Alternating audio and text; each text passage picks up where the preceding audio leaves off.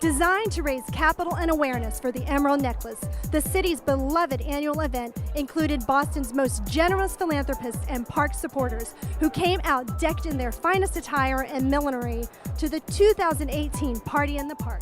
Tonight, we take you inside this glamorous and festive event and show you how this event keeps Boston green in more ways than one.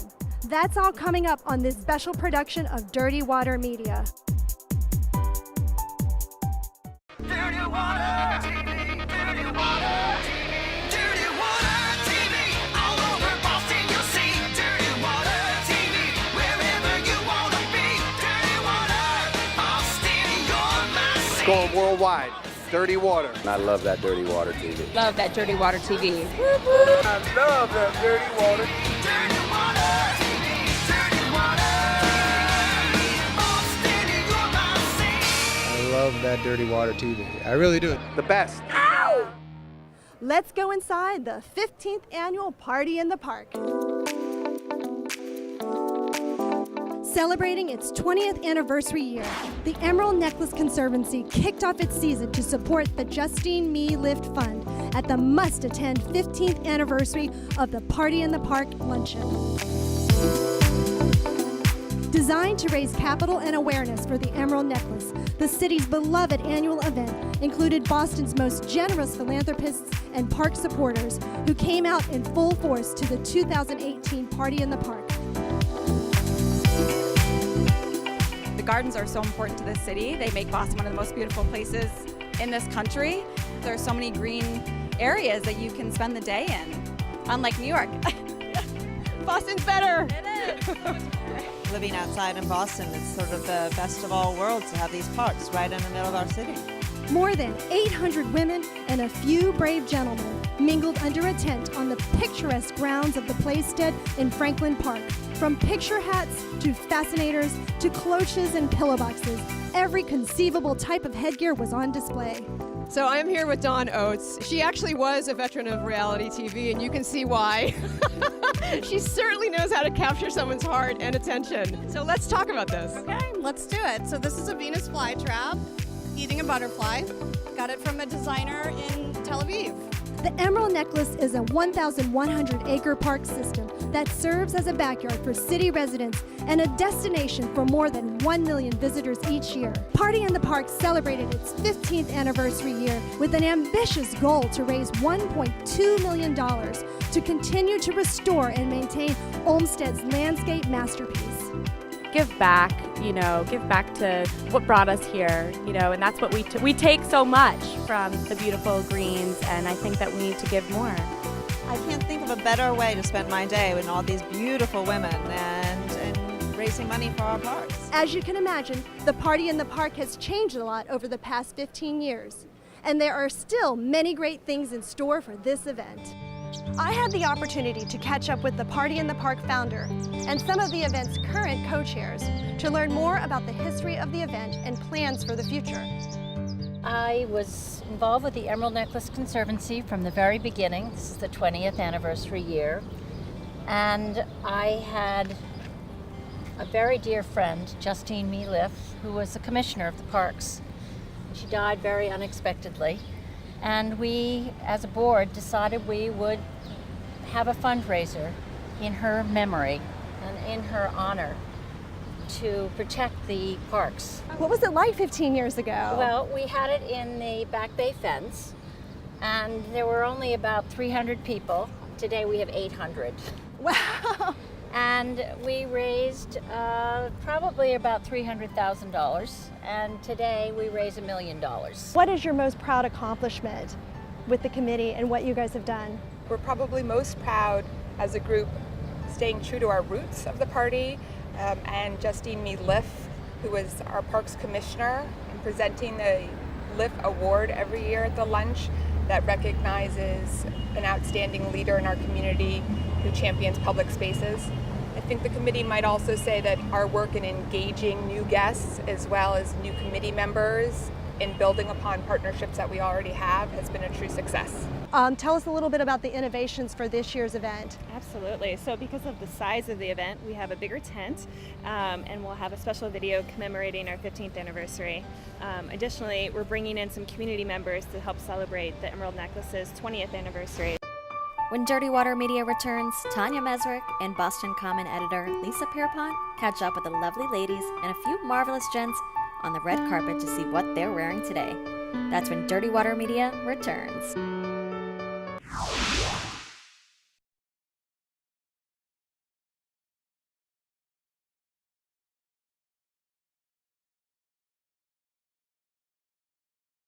I'm here at the 15th annual Party in the Park, where Boston's finest philanthropic ladies come out to support the Emerald Necklace Conservancy. I'm joined by Boston Common editor Lisa Pierpont. Hi, Tanya. Great to see you. Welcome.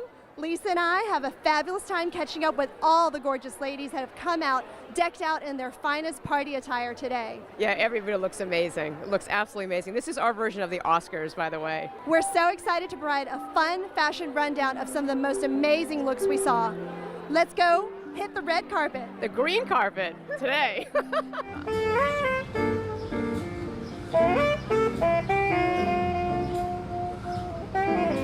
I think it's just a wonderful celebration of the green space in Boston, and I'm really honored to be a part of it. So it's really great to be here. And of course, the fantasy you see on everyone's heads is just fabulous. Tell us about your fascinator. Sure. So I usually shop local. I'm a big local shopper.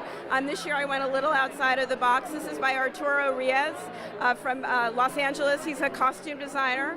I love him to pieces, and I really love sort of the whimsy and feeling a little light and fluffy. My little chapeau is from a couple in Delaware, and they work together and they design these hats.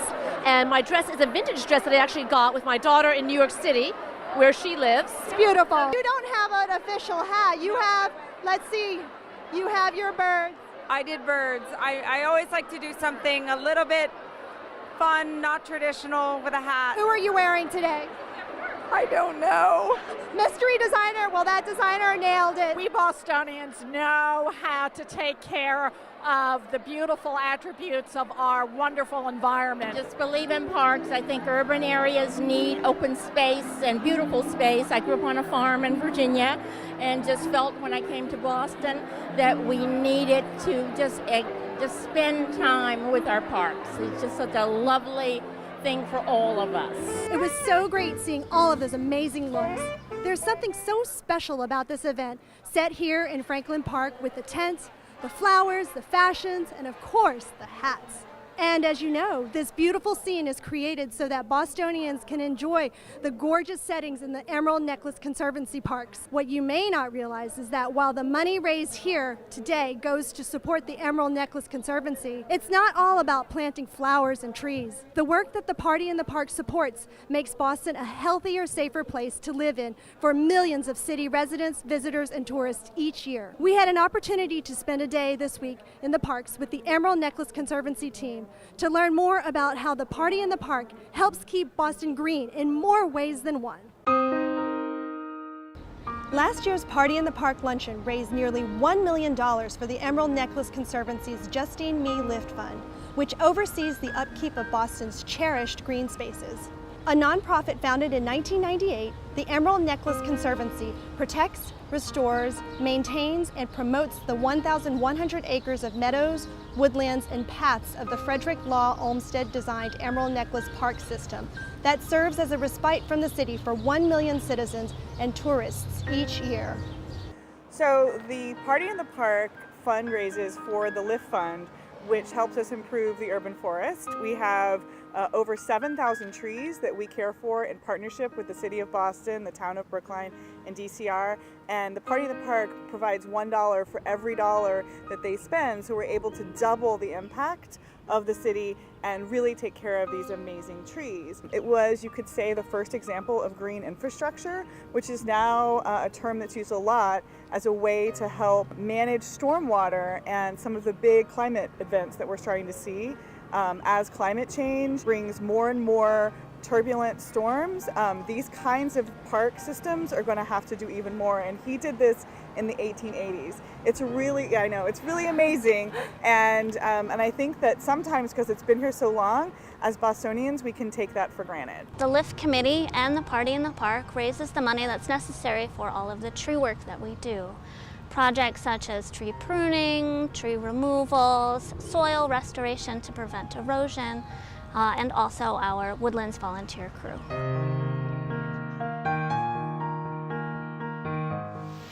When Dirty Water Media returns, Tanya Mesrick takes you inside the after party at the Four Seasons and introduces you to some luxury brands that support Boston's green spaces. That's when Dirty Water Media returns.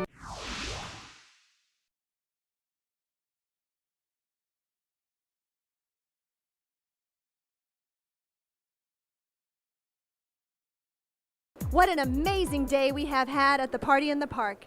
It was so incredible to see all the fashions and learn more about why this annual event is so important. Now it's on to the after party at the Four Seasons.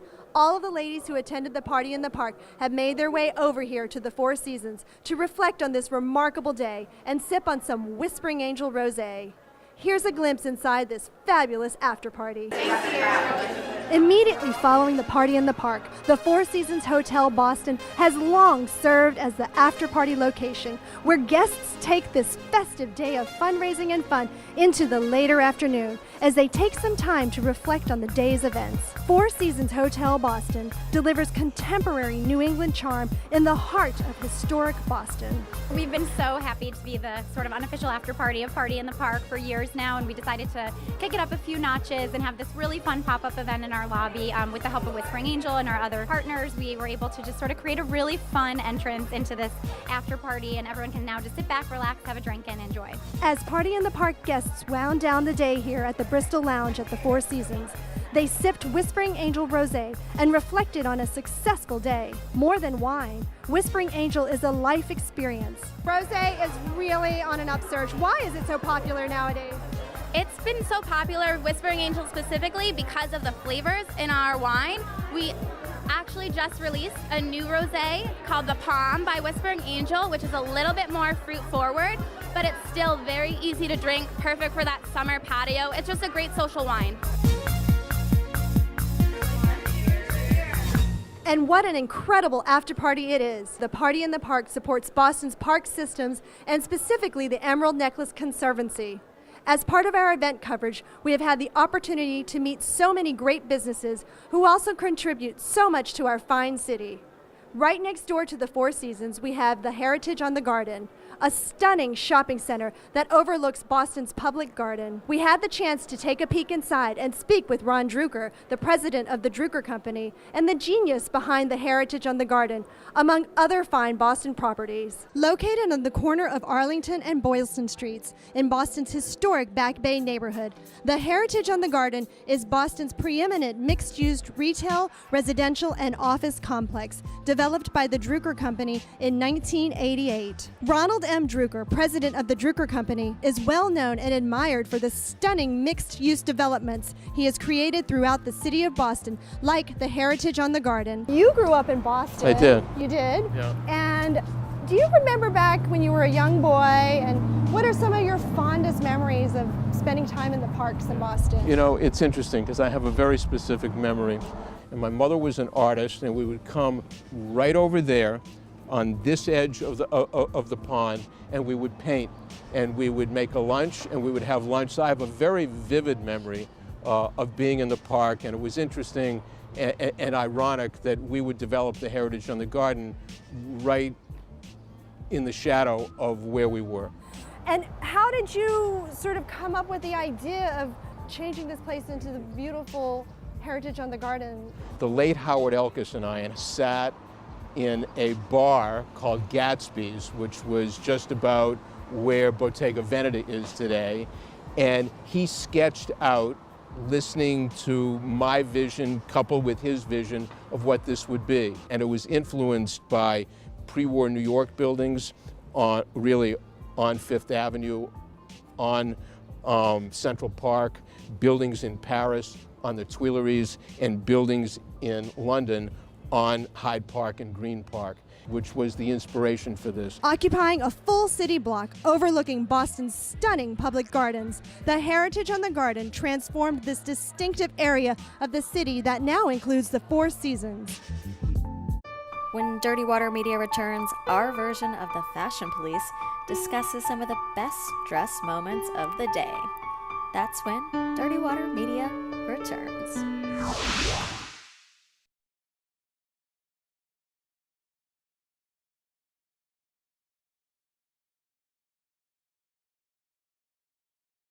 Welcome back. I'm Tanya Mesrick. We've seen the dresses on the red carpet and hats galore. The Party in the Park is truly the Super Bowl of fashion for the Boston social calendar. And we're back at the Four Seasons Whispering Angel wrap-up party, where I'm joined by Lisa Pierpont, editor-in-chief of Boston Common Magazine, and Christian von Speidel, society editor at Palm Beach Post. Are you guys ready to weigh in? Absolutely, let's do it. Let's get into it. We have Kathryn Chapman. She was simply stunning in the whole black and white theme. She had an Arturo Rios fascinator, and her dress was Lila Rose. She also had these fun Valentino shoes on. What did you think of it, Lisa? Well, first of all, Kathryn is one of Boston's best. She always just looks, she nails it every single time, and she has a knack for wearing something that just completely reflects her personality. This is Kathryn. It's elegant, it's quiet, it's beautiful, it's gracious. It's Kathryn. And it's perfect for Party in the Park. Absolutely love the Fascinator, and I'm a big fan of the veil across the eye. I think it's just so beautiful and lovely and so timeless. And up next we have Melissa Lena. She is just a vision in those blue colors. They go perfectly with her eyes. You're a big fan of blue. What do you think of what Melissa chose to wear I just think today? this is a sassy little look. I mean, you know, one thing we're seeing this year especially is there's a whole new brigade of young people that are coming, and she speaks to that. It's a little short, she's got the flowing hair, a little fascinator. It's just a great, fresh, fun look. Her fascinator's from Salma Gundy. Very elegant, very timeless, and I think it complements the really cute dress that she's wearing, and it's youthful, as is she, and I think it's very age appropriate and just dead on. And here we have Leanne Leventhal. She was a New Yorker, but now she's one of us. She really, really brought it, wearing a local designer, Daniela Corte, and she was inspired by Greece and the royal wedding. You know, it's less is more. She's so striking anyway that she doesn't need a lot, but just that little pop of a metallic crown like that is so feminine and so delicate, and she just has a really simple, very beautifully tailored white dress. I think she's just a modern-day Greco-Roman goddess. The hair, everything works so beautifully together. I think it's a big win for me. And here we have Jessica Slater. She chose black and white, and she really knew how to put it together. She was wearing Parenza. What do you think of the black and white? It's hard for this woman to look bad in anything. I mean, she's absolutely gorgeous, but I love Proenza. That's this season especially. It's asymmetrical, it's ruffled, it's feminine, it's unpredictable, and she wears it so well. What about the Fascinator, Christian? Well, you know, black and white can be very difficult to pull off, especially at a garden party when everyone is so colorful, but this works beautifully. And here we have Ellie Chu Neubauer. She is a vision in her 3-floor dress by UK designer, and she's also wearing a hat by Claire Hahn. We're seeing a lot of black and white. Christian, what do you think of her headpiece? This fantastic floral arrangement that's happening on the side that frames her face so beautifully. Since the crown effect that is happening picks up also on the waist, the belt piece, and I think it works in tandem very nicely. There's all different personality types that are coming through, even though it's still black and white. No, I love it. I think if Rembrandt saw her in the day, he probably would have chosen her as a painting subject. Up next, we have Laura Baldini. She is rocking it in Chloe Runway, and that hat. This is from Pickwick's in Portsmouth, New Hampshire. It's something to behold. It's an amalgamation of all the things she loves. What can you say about this? It's really one of a kind. Laura Baldini is not one to be scared of taking a risk. Every single year, I mean, I look at her and say, okay, Party in the Park is on your head every single year, and she's done it again this year. It's just artistic and fun. Yeah. And Tatiana, she came back all the way from the West Coast to visit us, and she's looking gorgeous with her McQueen dress. She's got a Givenchy clutch and those YSL shoes. What do you think about these pops of color, Lisa? She's not too matchy-matchy. It's something that I don't think you would imagine, well, let's wear a pink and navy dress and put a purple hat piece on, but it works. It's just fun, it's punchy. The fit and flare dress is very playful, but it's still sophisticated at the same time. So she's a head turner. What do you think of her headpiece, Christian? It's fantastic. You know, it's very much reminiscent of a turban of the 40s. A little bit of Hollywood flair in that regard. She is from the West Coast, of course, now. And I love the rose shade of the YSL pump. I think that's a really fun color to pair with all the others. Drum roll. Now it's time for the best hat. It has to be Laura Baldini. I mean, every year she comes out with a new creation. She's exceeded all expectations. Laura, I love you, but I'm not choosing you, okay? I actually loved Michelle's teacup. I thought that was just so different and fun and spirited. And she made it herself. And she made it herself. What's not to love? I'm with Christian. I voted for Laura. I love that it has parts of every party in the park she's attended, all mixed into one. So she's my winner for best hat. Now we have to vote for our favorite top overall outfit. Sarah Mars. Sarah Mars, no doubt. It's like a modern day Jane Birkin come to life. I mean, it's just so beautiful. Queen suit, the Philip Treacy hat, the Gucci clutch. Big Party winner in the this year. park, cover girl. Absolutely. I was delighted to be your host today. I hope you had fun watching us while learning a few things about our community, our parks, and the amazing people who take care of it all. Cheers. Cheers.